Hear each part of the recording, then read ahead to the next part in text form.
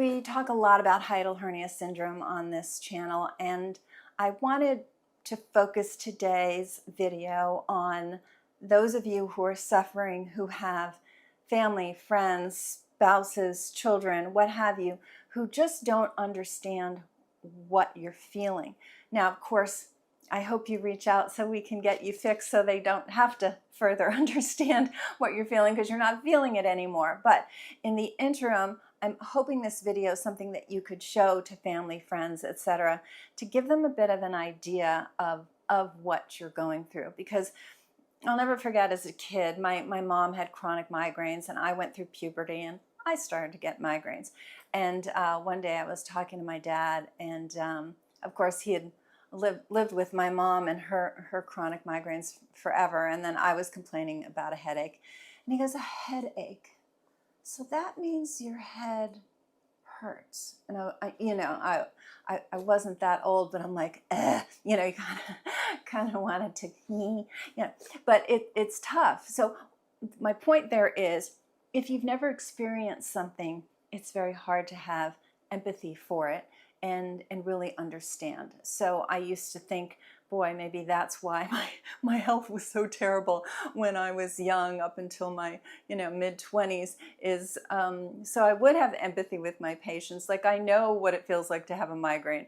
I know what it feels like to have digestive upset. I know what it feels like to be so exhausted that you have to go to the bathroom and you're like, oh, maybe I can just hold it a little bit longer, because there's that much effort to get up and go to the bathroom.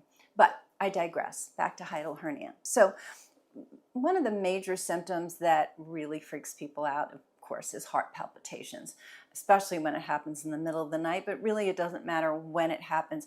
If your heart starts beating irregularly, it's going to freak you out. You're going to run to the ER because you're convinced you're having a heart attack. And as I always advocate, you should go to the ER, at least the first time. A lot of times people go again and again and again, but because that's the place you want to be. If it's a heart attack, that is the place you want to be. Now, once they tell you your heart is perfectly fine and it was just a panic attack, now we're getting into different territory. So for those of you who are not suffering with this, just imagine a time where you had to run really fast, or you were just really stressed out about something. I never forget, I went to pick up my child at the soccer field, and he wasn't there, and someone said, "No, I haven't seen him." That moment, right, of literal panic, you feel your heart. You could care less because you just want to know where your kid is. But if you've ever had a moment of panic, and you know what that feels like. Now, when your heart is beating and you're having a moment of panic, it makes sense because you know what you're going through. But imagine your body doing that, and you look around and you go, there's no reason for panic. You see? So like, I was sleeping. What's my heart doing? Beating up a storm. So that's kind of the thought I want you to have to appreciate heart palpitations, is that panic of, we don't notice our heart beating. We're not supposed to notice our heart beating until maybe we're on the treadmill or we're working out really hard. And then you go, okay, you're pumping harder. You're supposed to pump harder. I'm doing this for you. We're getting more fit. But it's that happening inappropriate to the environment. Okay, so that's one. Second one, shortness of breath. So imagine somebody has their hands around your neck. I know this is a little scary, but just, for whatever reason, they've got your hands around your neck, and you can still breathe, but you can't breathe properly. So you're just sort of sneaking in these breaths barely, okay? And you're really laboring to get a breath. Much like how your heart beats and you don't notice it, we don't notice ourselves breathing. I'm talking a mile a minute right now. I don't notice the air coming in and out. I just know I'm getting sufficient air. I don't have to think about it. I don't have to stop and go, okay, that's the difference. So when someone with hiatal hernia syndrome, because their diaphragm has spasmed, is short of breath, it is that labor. It is that I can't get enough. And sometimes even focusing on it, they can't get enough. Sometimes they go to the ER and then they say, I can't breathe. And I love this comment, and I'm saying this very sarcastically, is when the staff at the hospital say, well, you're talking so clearly you're breathing. Kind of obnoxious, because yes, what you're trying to say is, I can't breathe normally and I'm struggling, okay? So it's very scary. I mean, they're both very scary. The heart palpitations, you swear you're having a heart attack. The shortness of breath, you think you're about to die. These are scary moments. So I want you to appreciate, if you're living with somebody who has hiatal hernia syndrome, this is what it's like, and it's absolutely frightening. Trouble eating. So we have to eat. You know, there's the people say, eat to live, live to eat. But regardless, we need to eat. We need to consume calories and good nutrition in order for our body to function. Imagine, so I'm going to give you a corollary. Imagine you had food poisoning very recently. Do you feel like eating? No. Your body's telling you, listen, it's a mess. We have to clean out this terrible bacteria, parasite, whatever it is you got. You have no interest in food. Well, that's what happens with hiatal hernia syndrome for a different reason. The stomach is very inflamed. It's very compressed. It's really telling you, you can't, I don't want you to make me work, okay? Also, people with hiatal hernia syndrome have trouble eating very much. And you might think, have a few more bites. My goodness, you hardly ate anything. They can't, okay? Their body is telling them, you're full. They feel terrible. It's very, very uncomfortable. So the best I could come up with is that sort of post-food poisoning. Most of us have gone through that, where you're just like, I have no interest in food, and your body is saying, yeah, don't make me work. The digestive tract is saying, don't make me work. I need a break. And that's the same thing that's happening with hiatal hernia syndrome.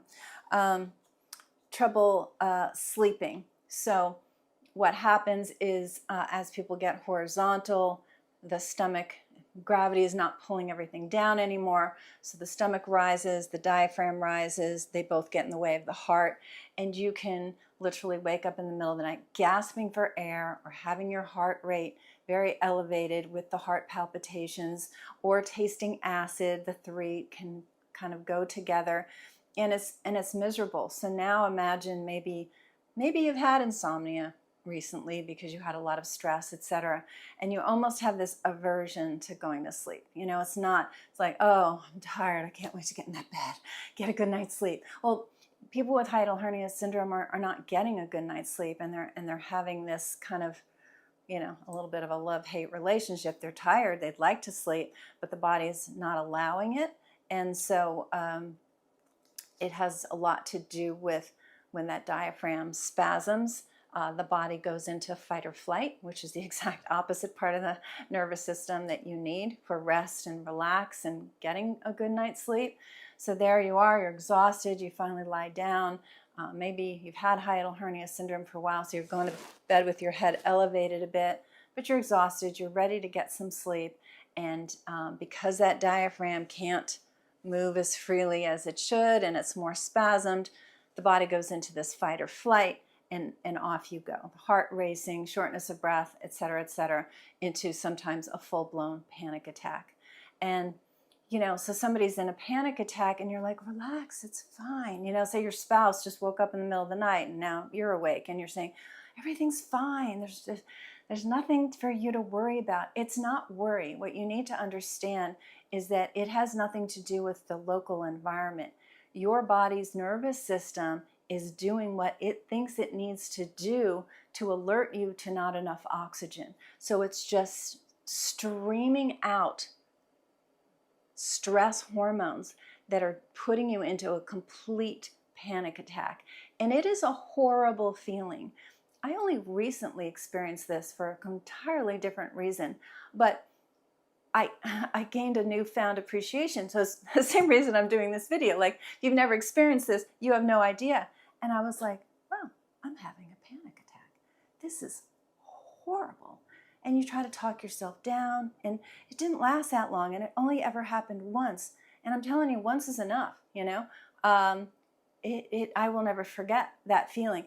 It's a very out of control feeling because your body is just off to the races, even though, and I was home alone, I was just working. It was very calm. It was the weekend. I was by myself, and it was a horrible, horrible, horrible feeling. So I don't know how well I'm doing this justice for all of you. I'm just trying to give you that concept of what it's like for, again, your friend, your spouse, your parent. You know, people who love to be active, they've always been active, they've loved going to the gym or running or biking, and now they can't. You get pretty miserable and down, okay? So even if you're not somebody who's having panic attacks, you're going to get depressed because you've kind of lost your life. And I hear this from patients all the time. It's like, this life is not the life I want to live. It's not the life I've enjoyed living. My life has been sort of taken away from me. And when all you've been given is drugs for your acid reflux and drugs for your heart and drugs for your lungs, even though they say nothing's wrong with your lungs and nothing was wrong with your heart, and of course it's not doing anything because it's not getting you to the root cause, you're going to get down, okay? So hopefully more and more people find my videos because we know what to do. You know, we have a very high success rate in this regard, but I hear so often from people who just say, I guess I'm just going to get the surgery. You know, my spouse is really pushing for it. My family's really pushing for it, you know, and or I'm just going to go to the psychiatrist and take that drug, you know, that anti-anxiety drug. I'm not really an anxious person. I never have been, but you know, I'm feeling what I'm feeling and I'm getting pushed. I'm getting pushed by family and friends to just do the surgery, just take the drug, you know, stop complaining, right? And I'm not saying you're not sensitive, but you want to end the misery for them as much as they want the misery to end. The problem is that hiatal hernia surgery does not have good outcomes. And these are people with small hiatal hernias who are being encouraged to do surgery. The outcomes are not good. And it's a terrible surgery and it's a terrible recovery process. And we meet patients all the time and go, I don't know why I did that. I feel exactly the same as I did before. Why? Because nobody got to the root cause. So, and then psychiatric drugs have life-threatening side effects. So that's not the answer. So, again, I hear this so often from new patients who you know, they feel like they're letting their family down and their friends down and their coworkers down because they're just not themselves and they can't go through life the way they had been before. So I just wanted to share this. Hopefully it gives you an idea of what they're going through. And if you think you know somebody with hiatal hernia surgery, please share this channel with them, share this video with them, because I hear over and over again, oh my gosh, you're the first one who described me completely. It's like you were talking to me. And it only comes from decades of experience. You know, that's how I know how the person with hiatal hernia syndrome is feeling, because we've had thousands of patients and you know, we have a high success rate. It's natural, but this is a medical clinic. We're going to come at it from all the facets that are required to truly get to the root cause. So again, I hope this information was helpful. Please subscribe to the channel. Give us a thumbs up so more people can see this information. And I'll talk to you soon.